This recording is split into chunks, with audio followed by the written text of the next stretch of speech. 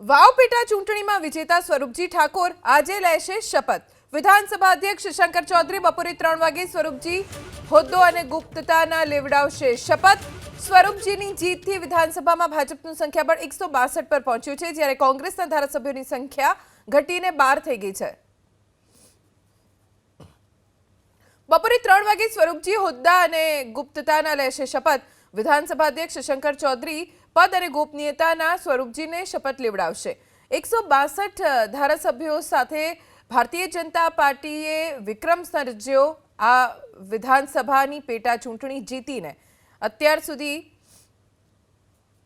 ક્યારેય કોઈ પક્ષ ન જીત્યું હોય એટલી બેઠકો ભારતીય જનતા પાર્ટીએ આ પેટા ચૂંટણીની સાથે જીતી છે.